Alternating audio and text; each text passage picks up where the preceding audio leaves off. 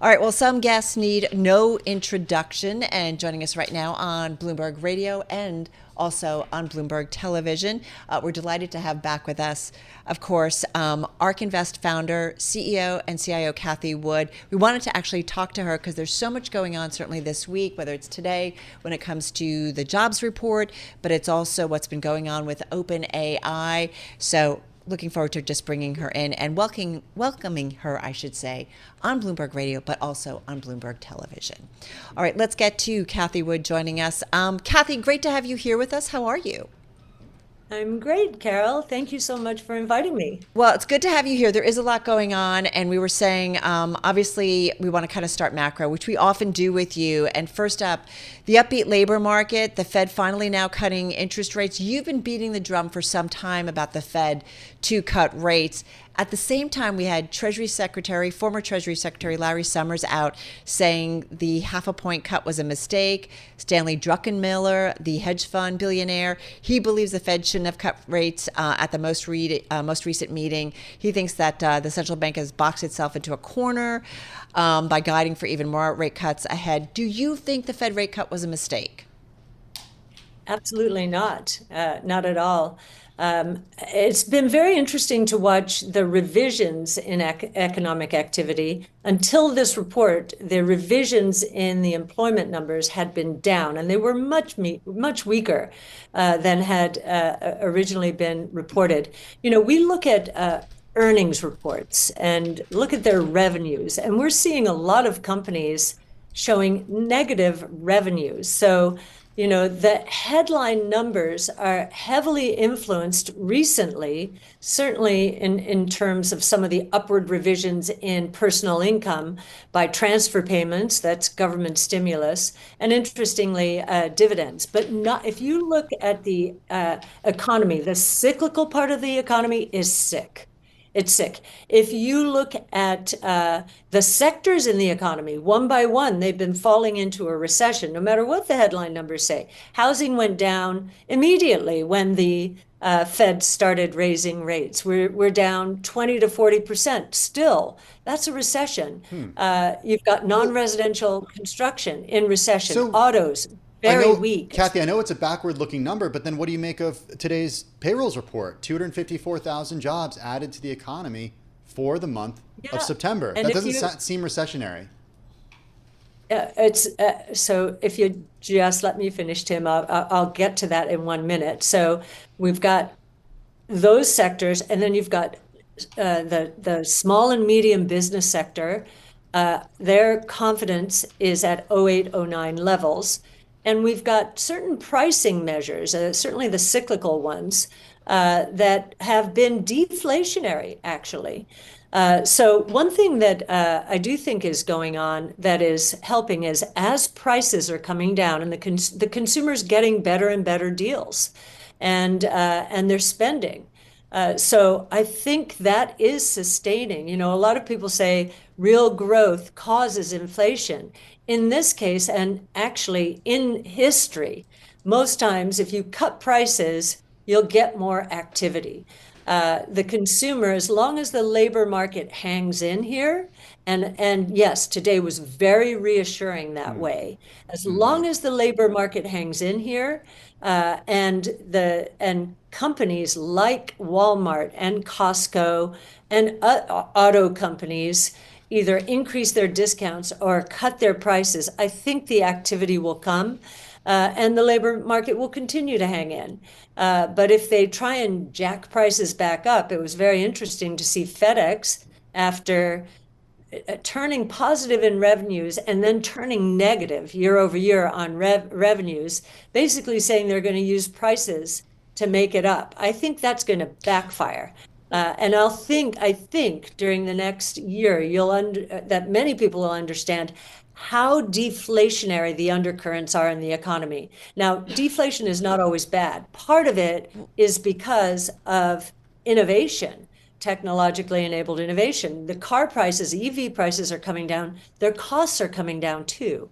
So I think there's a lot of confusion in terms of what's going on out there because productivity is stronger than expected, giving companies the latitude to cut prices and salvage margins. If that sustains, great. Cathie, when we talked with you earlier this year, let's go back to March for a moment. You mentioned the possibility of inflation going negative this year. You also talked about unemployment going above 5%. Are those still your calls?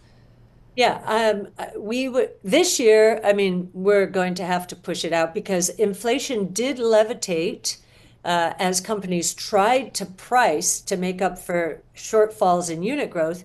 It levitated in the 3.5% to 4% range. Now it's broken below 3%. And we're hearing more and more companies, basically trying to attract consumer attention with lower prices. So yes, if you look at money growth on a year-over-year basis, it was negative for, I think, about a year and a half, maybe more. Money is a leading indicator for inflation, and we do believe that inflation will go much lower than people expect right now. Wouldn't be surprised to see it go negative, especially if the consumer is worried about job loss, whether because of AI and automation generally, or what have you. So the saving rate tends to go up during those periods. And that will mean, we believe, that companies will have to price even more aggressively. In terms of over 5% unemployment rate, we could see it. We could see it. I will say today gave me pause in terms of this productivity dynamic and sort of companies may not, if they get the productivity growth from existing employees, they may not feel like laying them off. They can lower prices to keep consumer demand going. Hey, Cathie, election front and center. We're just a month and change out from the election here in the U.S. And I'm wondering how this dynamic, in your view, changes whether President Trump is reelected or we see a Harris administration. And I wonder who you would support, too, in terms of what you think is good for the U.S. economy and America. Okay, so our focus is on innovation, and something very important happened this past year. We were very concerned that excessive regulation was driving innovation off our shores, particularly when it came to crypto or digital assets. We've had a very hostile regulator.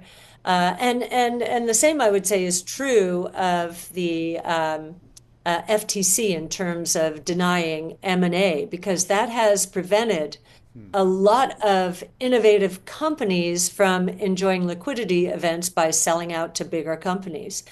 I think we're hearing from both candidates that those two jobs are on the line, maybe for that reason.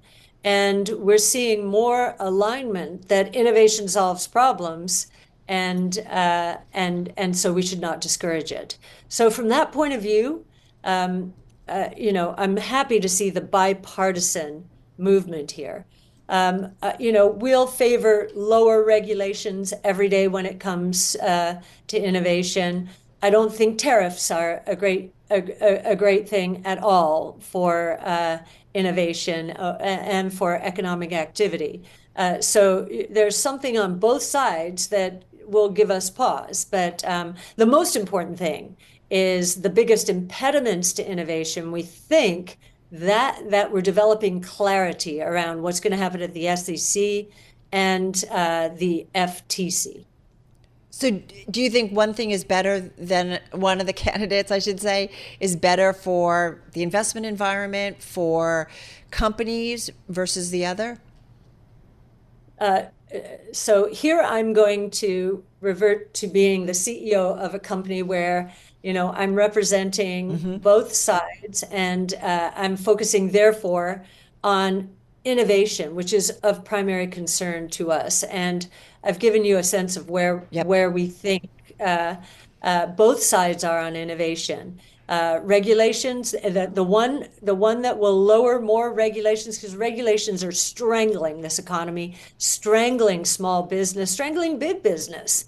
That's a very important one. Well, let's Tariffs would be harmful as well. So fair enough, fair enough. Well, let's talk innovation, which is your world. AI, big news this week. OpenAI's raising $6.5 billion in new funding, $157 billion valuation. Ark put in $250 million. The Wall Street Journal reminding us that that's the minimum amount required to open up their financial document. So why this investment? Why are you interested? And what did you learn about the company and its growth trajectory, or about the business, to be quite fair, looking at those financial documents?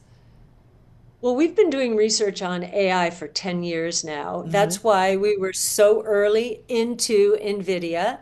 And, we've obviously taken it down in most of our portfolios out of the flagship. One of the things that we've been looking for is the next big play. And we think Nvidia is still a fine stock, but in terms of the unexpected out there, we do think it's going to be in the software layers. And as you know, Palantir has become a big position for us in the top 10. UiPath as well, it had a stumble, but it's coming back now. And I think as more and more people understand how well positioned it is, it will do very well. But a lot of the software companies that we think are going to benefit are in the private sector. And I'm thrilled that we have a venture fund that is really our purpose here is to democratize venture capital so that for $500, anyone can get access to OpenAI, which is the third largest position, or SpaceX, which is the largest position. But if you look at software, many people say, well, we have so many software companies in the public markets. What do you mean? And what we mean by that is we think that the software world's going to change fairly dramatically. And we're going to see a shift, maybe a share shift away from software as a service towards platform as a service. So think about Palantir and foundation models, and infrastructure as a service, so cloud. And the reason for that is because engineers are going to be made so much more productive, developers so much more productive by OpenAI and Anthropic and xAI and Google and Meta's Llama 3.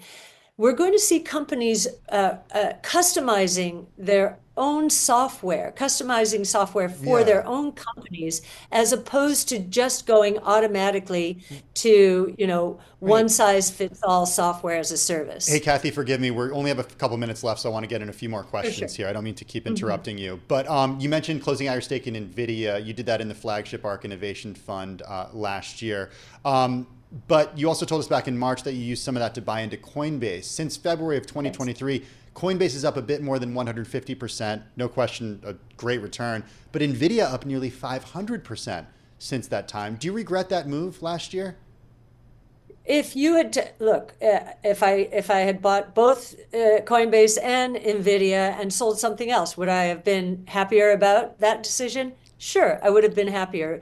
Actually, from the time we bought Coinbase to the time maybe we were talking to you or whenever we measured it, Coinbase actually had done better than Nvidia. It has come back in. Nvidia's had another big run. But we're now really focused on the future. And so software to us is going to be a huge opportunity. Foundation models, we think, will deliver $15 trillion around that in the next 5 to 10 years in market cap. That's from a standing start. And we'll see what happens to Nvidia over that time. I think. Is there something that could make you buy into Nvidia at this point? Or add it to your flagship? I mean, I know you owe some, but yeah. Yeah. If the price came down, again, I think I must say one of perhaps my weaknesses in a momentum market is watching a lot of momentum drive the stock and realizing that a lot of people who never owned it are getting in and might be weak holders.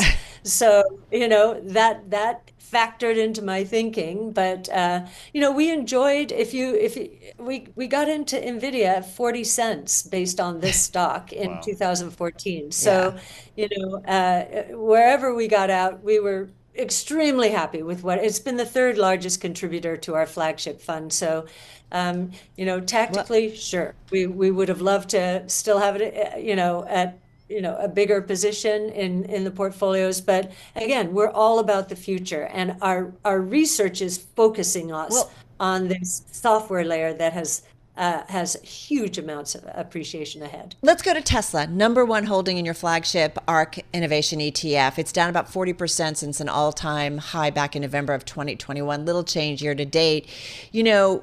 When do you decide, in terms of Tesla, it's a different market, an EV market. You understand, what's going on in that marketplace more than ever.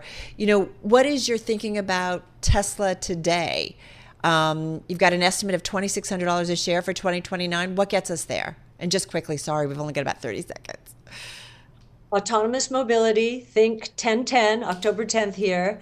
That is going to focus analysts not just on EVs, but on the autonomous opportunity.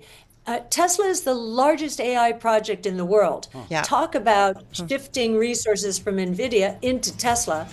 We think longer term, that is going to prove to be a very good move. We know you have to run. So appreciate your time. Be well. Cathie Wood, of course, of Ark Invest, joining us right here on Bloomberg Business Week on radio and TV.